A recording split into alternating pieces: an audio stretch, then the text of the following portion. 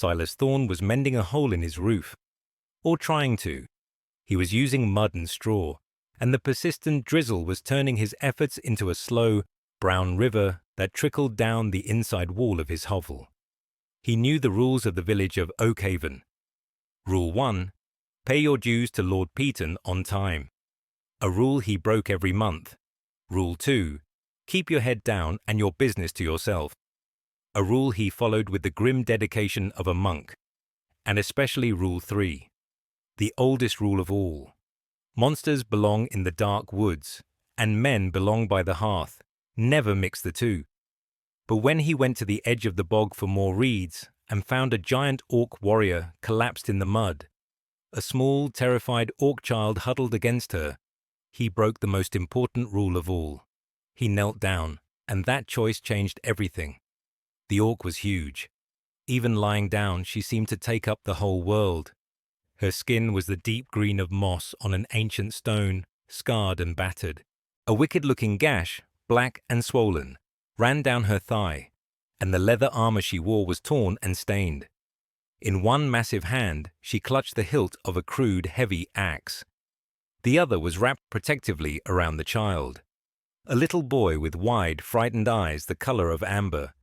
He was shivering, not just from the cold, but from a deep, soul-shaking terror.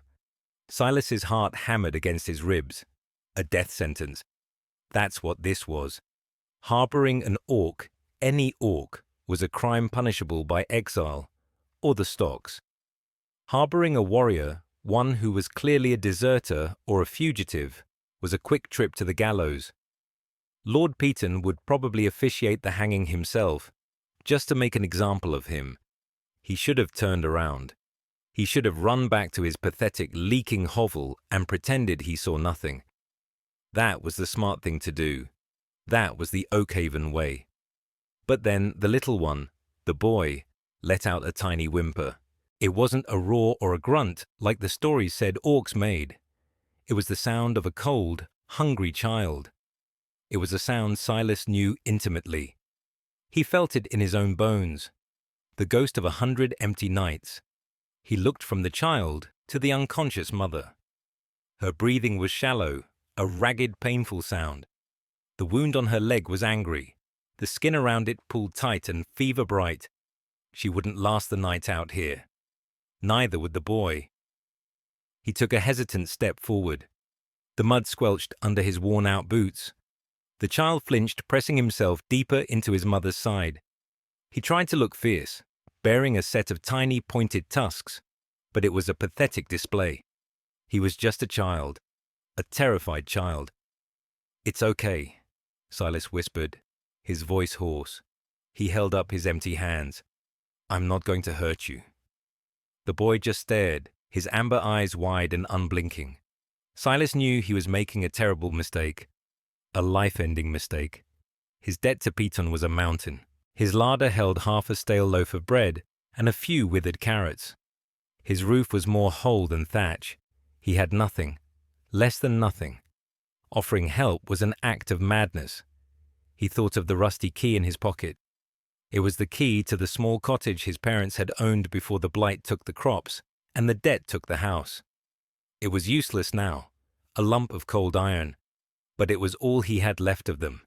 It was a reminder of a home that was warm and dry, a home filled with kindness. His mother would have never left a child to die in the rain, no matter what its skin color was. The silence stretched, broken only by the patter of the rain and the woman's labored breaths. He made a decision. It wasn't a thought, really. It was a feeling. A deep, stubborn refusal to be the kind of man who walks away. "Come on," he said softly, his voice gaining a sliver of confidence. "Let's get you both out of the rain." He moved slowly, deliberately. He reached for the woman, expecting the boy to scream or bite, but the child just watched, his fear warring with a desperate sliver of hope. Silas was not a strong man. His arms were thin, his back stooped from years of poor food and hard labor. The orc woman was solid muscle and bone. He grunted, straining to get a grip under her arms. She was impossibly heavy, dead weight, He couldn't move her, not an inch. He stopped, panting, his own breath misting in the cold air. Failure. He was failing already. He looked at the boy, who was now watching him with an expression of profound disappointment. It was worse than the fear. "All right," Silas muttered to himself. "All right, think." He couldn't carry her, but maybe he didn't have to. He looked back towards his hovel, a dark shape barely visible through the mist. It was close, maybe 50 yards. "Listen to me," he said to the boy, pointing at his own chest. "Silas." He then pointed at the boy. "You?" The boy blinked. He seemed to understand. He pointed a small green finger at himself. "Grak." His voice was a squeak. Then he pointed to his mother. "Zuraketh." Silas nodded. Zuraketh. He tried the name. It felt foreign and dangerous on his tongue. He looked at the massive axe still clutched in her hand. He had to get that away from her first. Gently, he pried her fingers open. They were stiff and cold, but they yielded. The axe was heavy, its balance all wrong for a human. He set it aside, pushing it into the mud. Then, he tried again. He couldn't lift her, but he could drag her. He hooked his arms under hers, dug his heels into the slick mud, and pulled. It was agony. His muscles screamed. Every step was a battle. The mud sucked at her weight, refusing to let go. Grak walked beside them, his small hand hovering near his mother's face, his eyes fixed on Silas. He was a silent, terrified guardian. It felt like an eternity, that short journey. The 50 yards became a mile. The drizzle turned into a cold, steady downpour. By the time he dragged Zuraketh over the threshold of his tiny home, Silas was shaking with exhaustion, his lungs burning. The hovel was one room. A packed earth floor, a hearth with a few dying embers, a rickety table with one chair, and a pile of straw in the corner that served as his bed. It wasn't much, but it was dry, mostly. He managed to pull her over to the straw pile, collapsing beside her. Grak immediately scrambled to his mother's side, curling up against her chest. Silas lay on the cold floor for a long moment, just breathing.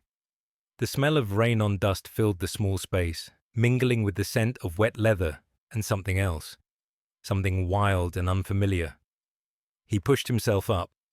The embers in the hearth were almost dead. He added the last of his kindling, coaxing them back to life. A small, flickering flame pushed back the gloom. In the dim light, the orcs looked even more out of place. Zuraketh's green skin seemed to swallow the light. The scars on her arms told stories of 100 battles. This was a killer, a monster from the tales told to frighten children. And she was sleeping in his bed. He turned his attention to her wound. He tore a strip from one of his last clean rags and gently cleaned the mud away. The gash was deep, and the edges were an ugly purple. It was infected, badly. He had no medicine, no poultices. All he had was a bit of boiled water and a stubborn hope. He cleaned it as best he could, his touch gentle. Zuraketh didn't stir, but a low groan escaped her lips. Grak watched his every move, his little jaw set. Once the wound was clean and bound with the rest of the rag, Silas turned to the problem of food. He had so little. He broke the half loaf of stale bread into 3 pieces. He cut the 2 withered carrots into a small pot of water and set it over the fire to make a thin, watery soup. It was a pathetic meal, a beggar's feast. When the soup was warm, he poured it into his only bowl. He knelt down beside Grak. The boy shrank away. "For you," Silas said, holding out the bowl. The steam carried the faint, earthy scent of carrot. "It's not much." Grak stared at the bowl, then at Silas. He looked at his unconscious mother. His stomach let out a loud, rumbling growl. It was a sound that transcended species, the universal cry of hunger. Slowly, hesitantly, he reached out and took the bowl. He drank it down in 3 loud gulps, not even stopping for breath. He licked the inside clean, then looked up at Silas. a flicker of something other than fear in his amber eyes. Gratitude. Silas offered him a piece of the bread. Grach took it, broke it in half, and tried to push a piece between his mother's lips. It was a gesture of such profound love and loyalty that it struck Silas to the core. This wasn't a monster's whelp. This was a son trying to care for his mother. He helped the boy, crumbling the bread into a little water to make a paste, and gently feeding it to Zuraketh. She swallowed reflexively, still lost in the depths of fever. Silas ate his own small piece of bread, the stale crumbs catching in his throat. He sat by the fire, watching them. The massive warrior and her small son huddled together on his straw bed. He had invited the wilderness into his home. He had broken the oldest rule. He was cold, he was hungry, and he was terrified of what the morning would bring. But as he watched Grach finally fall asleep, his small hand resting on his mother's chest, Silas felt something he hadn't felt in a very long time. He wasn't just a debtor, he wasn't just an outcast, he was a protector. And in that broken, leaking hovel, a strange and fragile family had just been born. If you believe that kindness matters more than species, go ahead and hit that like button. It helps us share more stories about unlikely heroes. Now, back to Silas's decision, because things were about to get dangerous. Zuraketh's fever raged for 2 days. Silas spent every waking moment tending to her. He used up all his firewood, keeping the hovel warm. He traded his father's old whittling knife to a neighbor for a handful of feverfew and willow bark, herbs his mother had taught him to use. He brewed them into a bitter tea, forcing it past her lips a spoonful at a time. Grach never left her side. The boy was a shadow, silent and watchful. He ate what little Silas could provide. A boiled potato, a piece of hard cheese Silas had been saving for an emergency, without complaint. During those long hours, Silas learned the landscape of them. He learned the rhythm of Zuraketh's fevered breathing. He saw the way Grach's small tusks were just beginning to poke through his gums. He saw that the scars on Zuraketh's arms were not all from battle. Some were ritualistic, intricate patterns that spoke of a culture and a history he couldn't comprehend. He saw that the leather armor, which he carefully removed to clean, was worn soft in places from years of use. It wasn't the armor of a mindless brute. It was the tool of a professional. He also learned the true meaning of fear. Every knock on his door, the baker's boy wanting to know if he had any odd jobs, a neighbor asking to borrow a tool, sent a jolt of ice through his veins. He would stand at the door, blocking the view inside, his heart pounding a frantic rhythm against his ribs. He lied. He told them he had a fever, that he was unwell. They accepted it easily enough. No one wanted to get too close to Silas Thorne, the man who was drowning in debt. His poverty was like a disease they were afraid of catching. For the first time in his life, he was grateful for it. His isolation had become a shield. On the third morning, the rain finally stopped. A sliver of watery sunlight pierced the gloom of the hovel, illuminating the dust motes dancing in the air. Silas was slumped in the single chair, exhausted, when he heard a voice. It was low and rough, like stones grinding together. "Where is my axe?" Silas's head snapped up. Zuraketh was awake. She was propped up on one elbow, her gaze sharp and clear. The fever had broken. Her eyes, the same amber as her son's, were fixed on him. They held no malice, only a weary, assessing intelligence. Grach, overjoyed, was babbling at her in a language of clicks and guttural sounds that Silas didn't understand. "It's outside," Silas said, his voice barely a whisper. "In the mud. I thought it best." She held his gaze for a long moment, then gave a slow, deliberate nod. "Wise." She looked around the hovel, taking in the leaking roof, the meager furniture, the empty pot by the fire.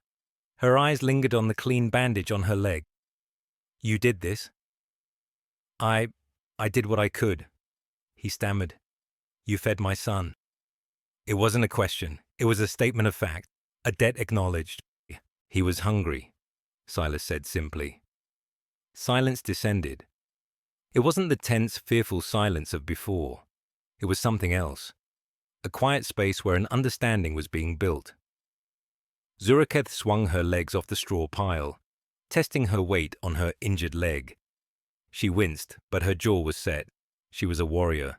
Pain was an old acquaintance. "We will not be a burden," she said, her voice firm.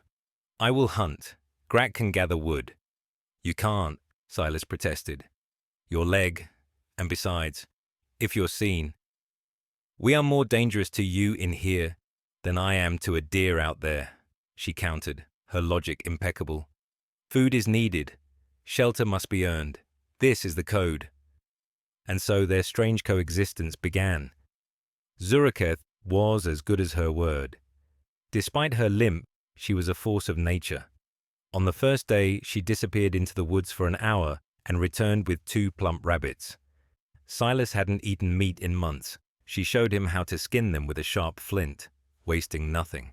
The hovel filled with the rich, savory smell of roasting meat. It felt like a palace. She saw the pathetic patch job on his roof. The next day, she limped to the bog, Grak trailing behind her, and returned with armfuls of thick, sturdy reeds. With her powerful hands, she wove them into tight bundles. Then, using a fallen branch as a lever, she braced the sagging main beam of the roof, a feat of strength that left Silas speechless. Together, they patched the roof properly. For the first time in years, Silas's home was completely dry. Grak, in imitation of his mother, took his duties seriously. He gathered firewood, his small arms loaded with twigs and branches. He would sit by the fire, watching Silas, his initial terror replaced by a quiet curiosity. One afternoon, Silas found his rusty key on the floor. Grak had been tracing its shape in the dirt. Silas picked it up and, on an impulse, handed it to the boy. Grak's eyes went wide. He held the key as if it were a great treasure, turning it over and over in his small hands. From then on, it was his favorite toy.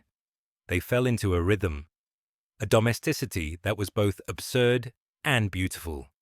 Silas would share stories he remembered from his apprenticeship, tales of kings and faraway lands. Zuraketh, in her gruff way, would share knowledge of the wild, which roots were safe to eat, how to read the tracks of animals, how to predict the weather by the feel of the wind. They were from different worlds, a broken man and a broken warrior, but in the quiet moments, they found common ground. They were both survivors. They were both alone. But the shield of Silas's isolation was bound to crack. The village of Oakhaven was small, and secrets had a short lifespan.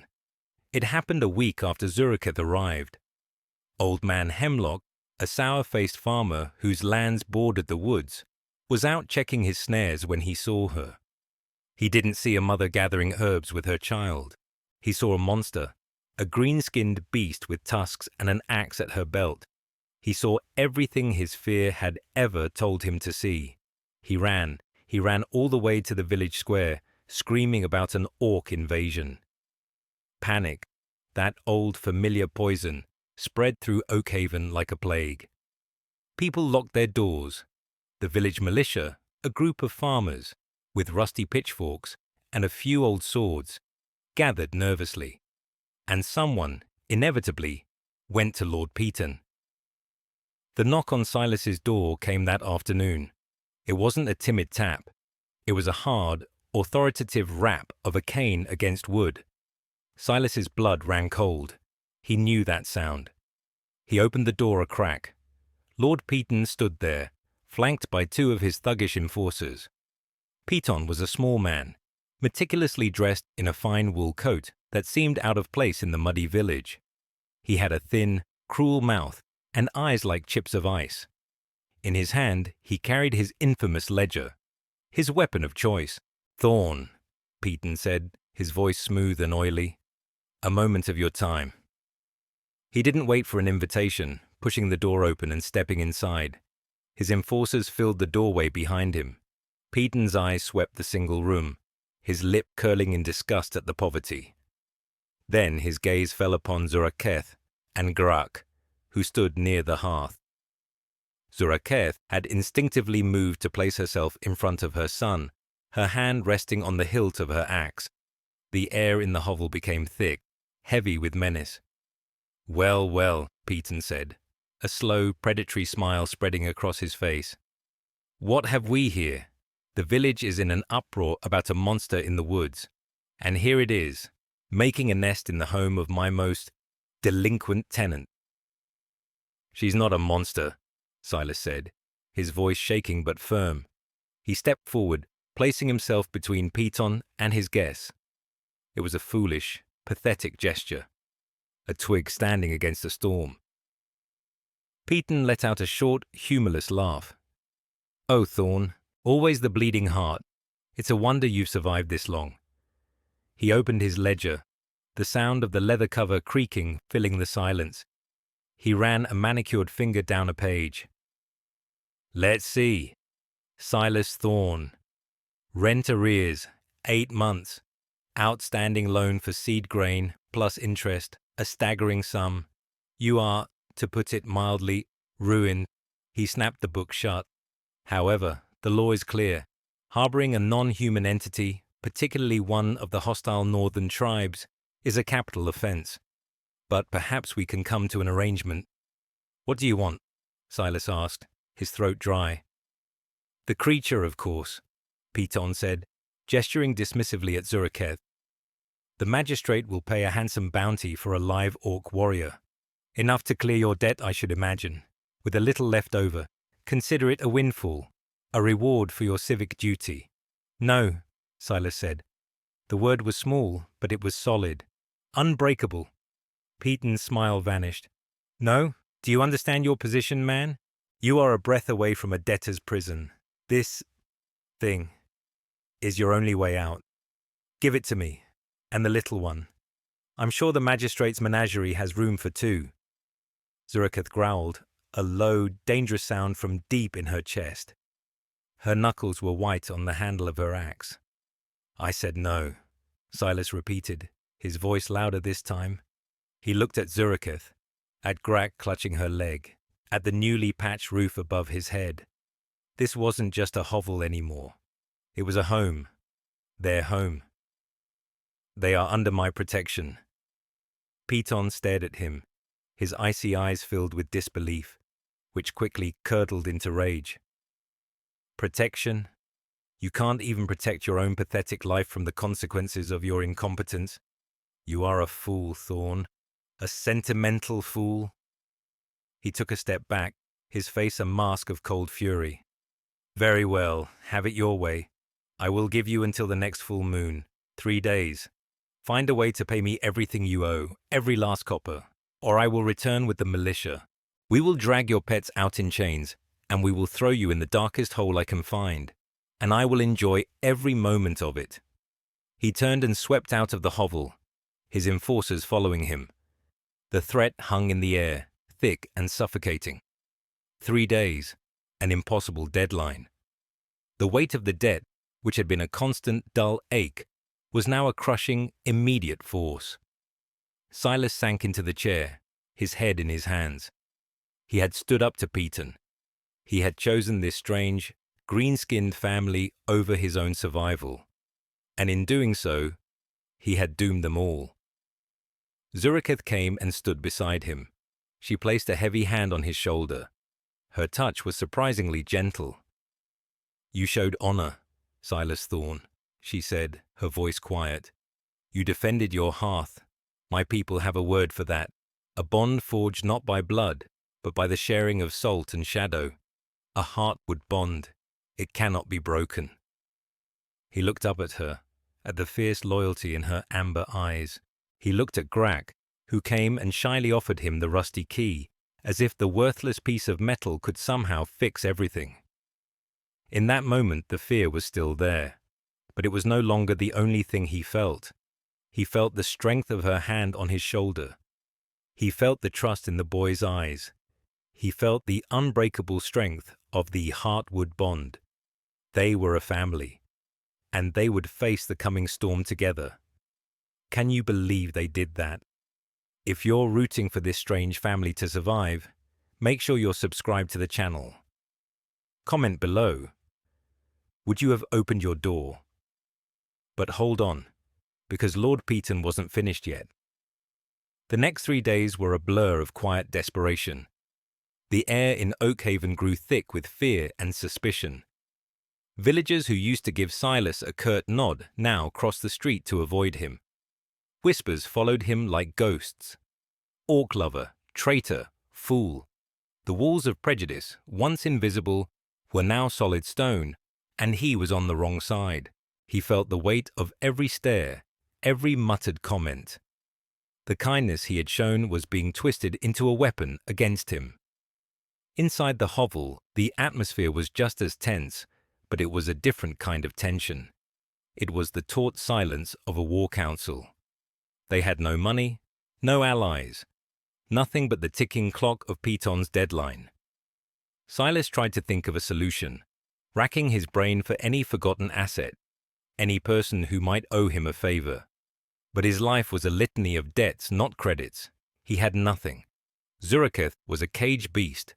Her warrior instincts screamed for action, for a fight, but she understood this was a battle that couldn't be won with an axe. Her leg was healing, the limp less pronounced, but she paced the small confines of the hovel, her frustration a palpable force.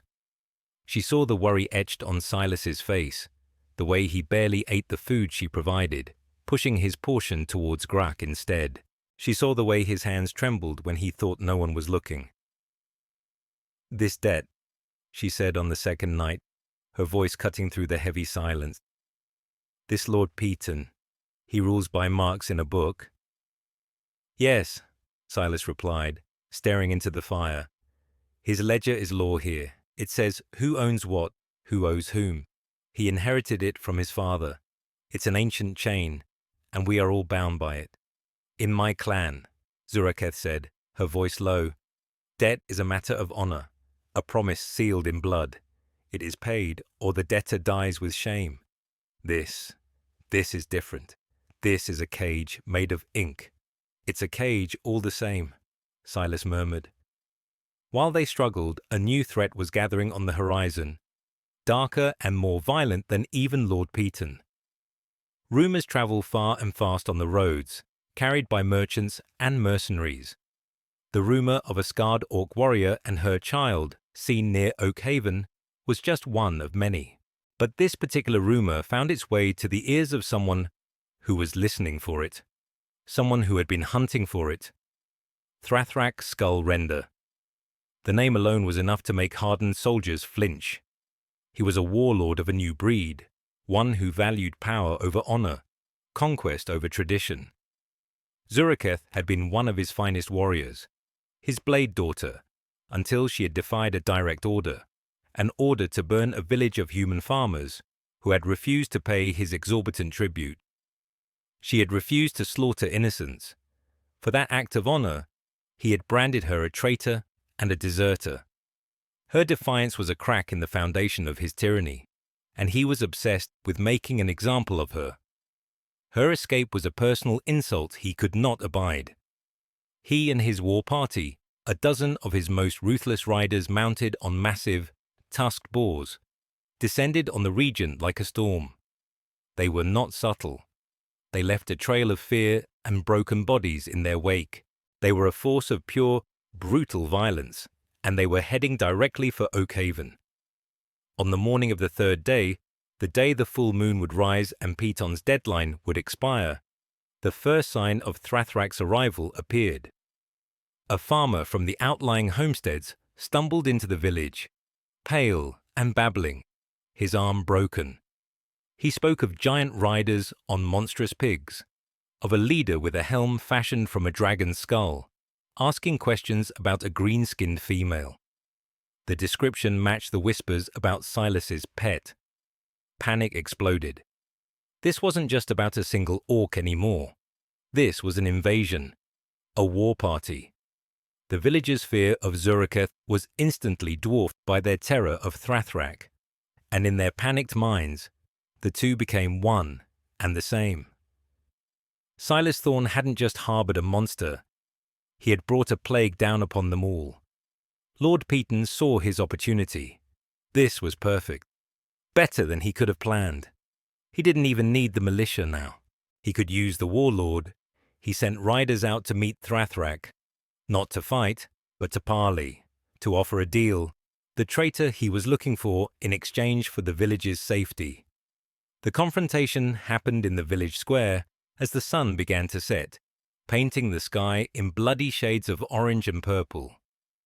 The full moon was already a pale ghost in the twilight sky. Lord Peton stood on the steps of the town hall, flanked by his men. The villagers were a terrified mob huddled behind him. Thrathrak and his riders entered the square. They were an intimidating sight. Their boars snorted and stamped, their tusks sharp as daggers. Thrathrak himself was immense, even for an orc, clad in black iron armor and the fearsome skull helm that gave him his name. He dismounted, his heavy boots thudding on the cobblestones. The sound was like a death knell. "You are the one they call Peton." Thrathrak's voice was a deep rumble, amplified by the helm. "I am," Peton said, trying to keep his voice from shaking. He projected an air of authority, but it was a thin veneer over his terror. "And I have what you seek, great warlord. The deserter, Zuraketh. She is here. A foolish peasant has been hiding her." "Bring her to me," Thrathrak commanded. Peton smiled, a triumphant, cruel thing. "Of course." He turned to the crowd. "Bring out the traitor Thorne and his beasts." His enforcers, emboldened by the presence of the warlord, marched to Silas's hovel. They kicked the door in, but Silas, Zuraketh, and Grak were already walking towards the square. Silas had seen the riders coming. He knew this was the end of the line. There was no more running. They emerged into the square. A collective gasp went through the crowd. Silas, pale and thin. Zuraketh, tall and proud, her axe in her hand, her limp barely noticeable. And little Grak, clutching her leg, his eyes wide with fear but his small jaw set with defiance. Thrathrak's gaze fell upon Zuraketh, and a terrible sound, half laugh, half snarl, echoed from within his helm. "Blade daughter, you have led me on a merry chase, hiding behind this insect." He gestured contemptuously at Silas. "I hide from no one, Thrathrak," Zuraketh said, her voice ringing with clarity and strength. "I walked away from a butcher who had forgotten the meaning of honor." "Honor?" Thrathrak boomed. "Honor is victory, honor is power, something you cast aside for a pathetic human whelp. Now, you will pay the price, and your human pet will watch." He took a step forward, but Silas, impossibly, stepped in front of Zuraketh. He was trembling from head to foot, but he stood his ground, a scarecrow daring a hurricane. "No," Silas said, his voice quiet, but carrying in the sudden, tense silence. Thrathrak stopped. He seemed genuinely confused. He looked down at the small human standing before him. "What did you say, little man?" "You will not touch them," Silas said, his voice gaining strength. He looked not at the warlord, but at the villagers, at his neighbors. "This woman is not a monster. She is a mother. She is a person of honor, more honor than anyone in this square." Lord Peton shrieked with outrage. "He's mad! Seize him!" But no one moved. They were all transfixed by the impossible sight of Silas Thorne, the weakest man in Oakhaven, defying a living nightmare. "Honor?" Thrathrak laughed again. "This is honor?" He pointed a massive gauntleted finger at Silas. "A broken, penniless wretch who lives in a mud hut? This is your champion, Zuraketh? How far you have fallen?" This was the turning point. This was the moment everything hung in the balance. "He has more honor in his heart than you have in your entire army, Thrathrak." Zuraketh's voice cut through the air like a blade. And then she did something unexpected. She wasn't just going to fight. She was going to reveal the truth. "You speak of victory," she called out, her voice loud enough for every one of Thrathrak's riders to hear. You boast of your great triumph at the Battle of Black Creek, the victory that made you a warlord. You told us you defeated the Iron Legion with strength and courage alone. A flicker of unease went through Thrathrak. I did. They broke before our charge. Liar! Zuriketh's voice was a thunderclap. You broke them before the battle ever began. You didn't win with honor. You won with poison. A murmur went through Thrathrak's own warriors. The Battle of Black Creek was legendary. It was the foundation of their loyalty to him. You sent me, your blade daughter, to their camp under a flag of parley, Zuriketh continued, her words hammering into the warlord. But the cask of wine you sent as a gift of respect was not wine. It was filled with blackroot poison, a coward's weapon, a weapon that brings dishonor to all who use it. You had me poison their water supply while you distracted their commander. Thrathrak bellowed with rage. These are the lies of a desperate traitor. Is it? Zuriketh retorted. Then explain this. She reached into a pouch at her belt and pulled out a small, tattered piece of cloth. It was a fragment of a banner, the crest of the Iron Legion. I kept this from the command tent, and I kept it wrapped around the stopper from the poison cask. The very same cask that bore your personal seal, Thrathrak, the seal of the Skull Render. She held it up. The silence in the square was absolute. The story was shocking, but it was the reaction of Thrathrak's own second-in-command, a grizzled old orc named Korgath, that sealed his fate. Korgath's eyes widened in dawning horror. He remembered that night. He remembered how easily the Iron Legion had fallen, how they had been clutching their stomachs, weakened and sick, when the charge came. He had thought it was a plague. Now he knew the truth. Poison, Korgath growled, his voice filled with disgust. You made us victory thieves. You stained our honor with your cowardice. Thrathrak, seeing his power base crumbling before his eyes, lost all control. He let out a roar of pure fury and charged, not at Zuriketh, but at Silas. He would crush the insignificant human who had started all of this, but he never reached him. Korgath moved faster. The old warrior slammed his own body into his leader, a brutal, stunning tackle that sent Thrathrak sprawling to the ground. The legendary skull helm flew off, rolling across the cobblestones. The rest of the riders, their faces masks of contempt and betrayal, closed in, surrounding their former leader. Your rule is over, Thrathrak, Korgath snarled, spitting on the ground. You have no honor. You are nothing. He looked at Zuriketh, not with aggression, but with a deep, grudging respect. You spoke the truth. You have kept your honor.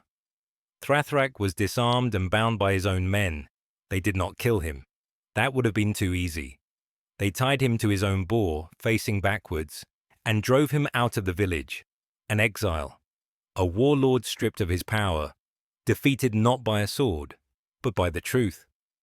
As they left, Korgath paused and looked at Silas. The massive orc stared at the small human for a long, silent moment. Then, he gave a slow, deliberate nod, a sign of respect. Then he and the rest of the war party were gone, leaving a stunned silence in their wake. The threat was gone, but Lord Peton remained. He stood on the steps, his face pale, his plan in ruins. He saw the way the villagers were looking at him now. Not with fear, but with contempt. He had been willing to sacrifice them all to a butcher just to settle a debt. His authority, built on fear and ink, was dissolving. The debt still stands, Thorn, he shrieked, his voice high and desperate. The law is the law. You owe me. Before Silas could answer, a voice came from the crowd. It was the baker. His debt is paid. Another voice, the blacksmith. Aye, he stood for us when our Lord was ready to sell us.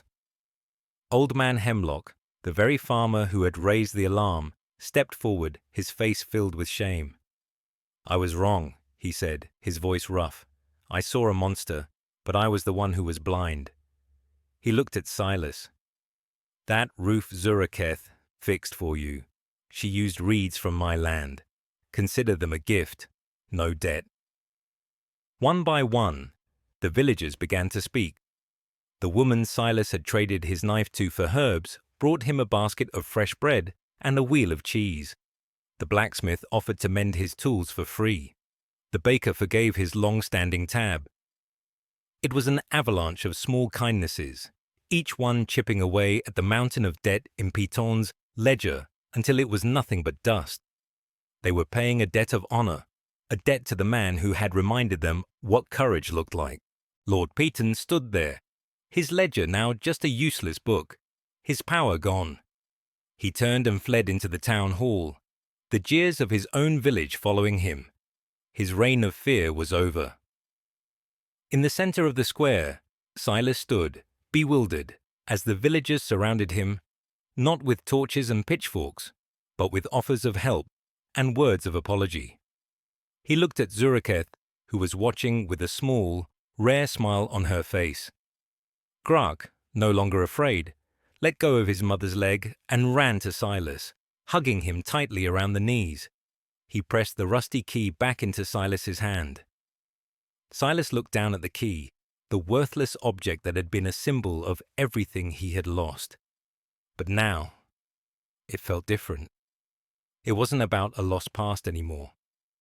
He knelt down and gently closed Grach's small green hand around it.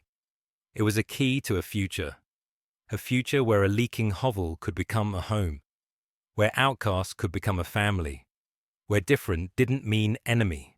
The ache of hunger in his stomach was gone, replaced by a warmth that spread through his entire being.